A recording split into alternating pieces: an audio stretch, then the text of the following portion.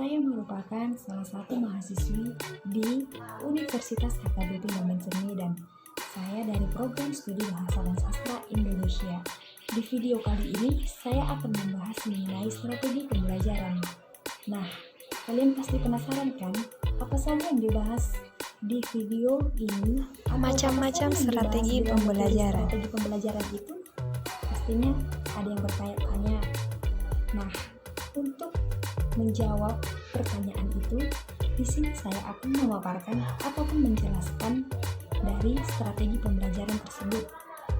Tapi sebelumnya, saya ingin berterima kasih kepada Bapak dosen Harlin Simanjuntak yang telah memberikan waktu dan kesempatan kepada saya untuk memenuhi tugas mata kuliah ini.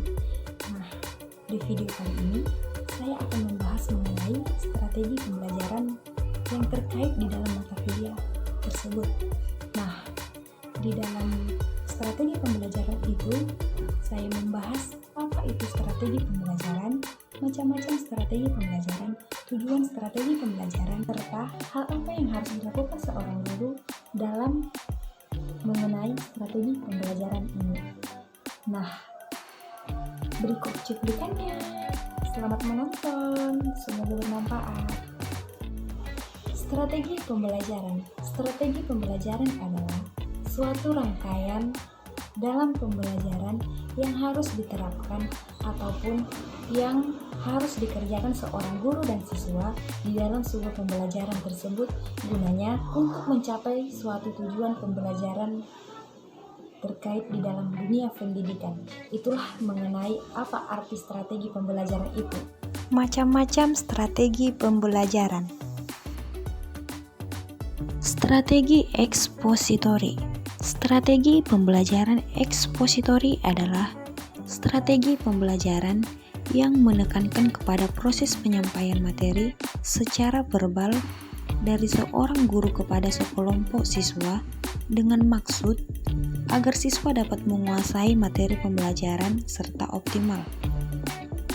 Lalu, adapun metode pembelajaran yang dapat menggambarkan strategi ini diantaranya strategi yang mencakup metode ceramah, metode demonstrasi, serta metode sosiodrama. Berikut ini saya akan menjelaskan pengertian dari metode ceramah, metode demonstrasi, serta metode sosiodrama. Yang pertama, metode ceramah. Metode ceramah yaitu penerangan secara lisan atas bahan pembelajaran kepada sekelompok pendengar untuk mencapai tujuan pembelajaran tertentu. Yang kedua, ada metode demonstrasi.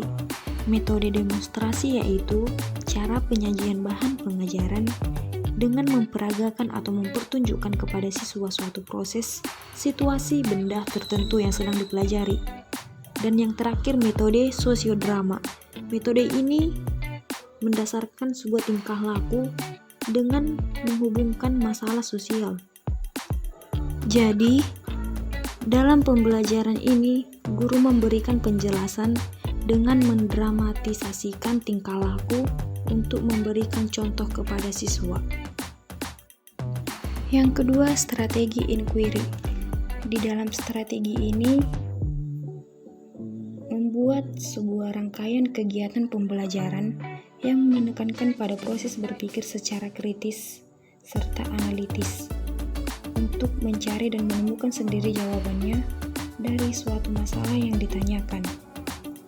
Nah, di dalam strategi ini terdapat metode yang berlapan. Di antaranya ada metode diskusi, metode pemberian tugas, metode eksperimen, serta metode interaksi. Di dalam beberapa metode ini, saya akan menjelaskan satu persatu dari metode tersebut. Yang pertama, metode diskusi. Metode diskusi yaitu suatu cara mengelola pembelajaran dengan penyajian materi melalui pemecahan masalah.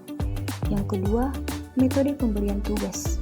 Metode pemberian tugas yaitu cara mengajar atau penyajian materi melalui penugasan siswa untuk melakukan suatu pekerjaan. Berikutnya ada metode eksperimen. Metode ini yaitu bentuk cara pengelolaan pembelajaran di mana siswa melakukan aktivitas percobaan dengan mengalami membuktikan sendiri suatu yang dipelajarinya.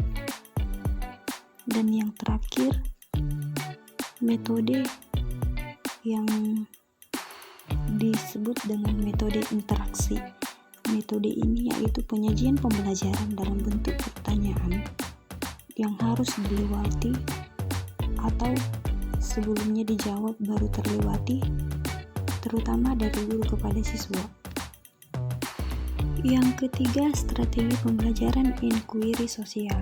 Strategi pembelajaran inquiry sosial ini suatu rangkaian kegiatan belajar yang melibatkan secara maksimal seluruh kemampuan siswa untuk mencari dan menyelidiki secara sistematis, kritis, logis, serta analitis, sehingga mereka dapat merumuskan sendiri penemuannya dengan penuh percaya diri. Strategi ini menerapkan sebuah metode pembelajaran yang relevan, di antaranya ada metode eksperimen, metode tugas atau resitasi, metode latihan, metode karya wisata. Yang keempat, contextual teaching and learning atau yang disebut dengan singkatan CTL. Ini merupakan konsep belajar yang membantu guru mengaitkan antara materi pembelajaran dengan situasi dunia nyata di dalam siswa, serta mendorong siswa membuat hubungan antara pengetahuan yang dimilikinya dengan penerapannya dalam kehidupan mereka sehari-hari. Nah, di dalam metode pembelajaran ini menggambarkan strategi yang lain di antaranya. Yang pertama, metode demonstrasi. Yang kedua, metode sosiodrama. Yang kelima, strategi pembelajaran berbasis masalah. Nah, di dalam strategi ini juga menerapkan berbasis masalah sebagai rangkaian aktivitas pembelajaran yang menekankan penyelesaian masalah dalam metode ilmiah pembelajaran yang menggambarkan strategi ini di antaranya. Yang pertama, metode problem solving, metode diskusi.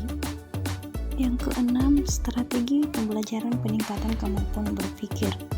Strategi ini menekankan kepada kemampuan berpikir siswa. Nah, di dalam strategi ini, siswa dapat dibimbing untuk menemukan proses sendiri konsep yang harus dikuasai melalui di dalam strategi pembelajaran. Yang ketujuh, strategi pembelajaran kooperatif atau kelompok. Di dalam strategi ini, mengartikan kegiatan belajar yang dilakukan oleh siswa dalam kelompok-kelompok tertentu untuk mencapai tujuan pembelajaran yang telah dirumuskan. Nah, di dalam hal ini menggunakan beberapa metode pembelajaran juga, di antaranya metode diskusi, metode karya wisata, metode eksperimen, serta metode tugas atau resitasi. Sekianlah dari beberapa macam-macam strategi belajar mengajar yang dapat saya paparkan. Selanjutnya kita akan membahas mengenai tujuan dari strategi belajar mengajar serta hal apa yang harus diterapkan untuk memenuhi strategi pembelajaran yang baik untuk kedepannya. Berikut ini akan saya jelaskan. Tujuan pembelajaran.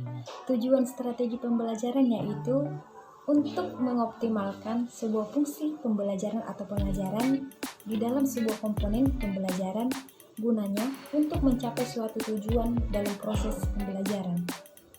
Nah, dan hal apa yang harus dilakukan seorang guru untuk memenuhi ataupun mencapai suatu proses strategi pembelajaran? Hal yang harus dilakukan seorang guru yaitu mempersiapkan diri ataupun mempersiapkan strategi apa yang mau dilakukan untuk kedepannya di dalam sebuah pembelajaran itu. Gunanya untuk mencapai sebuah tujuan ataupun sebuah proses pengelolaan di dalam strategi pembelajaran itu. Di sini guru harus mampu profesional serta bekerja keras untuk melakukan di dalam bidang strategi pembelajaran ini agar kedepannya strategi pembelajaran ini berjalan dengan baik. Nah, sekian dari pemaparan dari saya mengenai apa itu strategi pembelajaran, macam-macam strategi pembelajaran, serta tujuan strategi pembelajaran dan hal apa yang dilakukan seorang guru untuk mencapai suatu pembelajaran tersebut. Nah, sekian pembahasan dari saya. Terima kasih bagi yang sudah menonton dan terima kasih bagi yang sudah like video ini. Semoga video ini bermanfaat serta menambah wawasan kita. Sekian dari pemaparan saya. Apabila ada perkataan ataupun kata-kata saya yang salah di dalam memaparkan ataupun menjelaskan video ini, lebih dan kurang saya mohon maaf atau meminta maaf kepada saudari-saudari sekalian. Sekian dan terima kasih.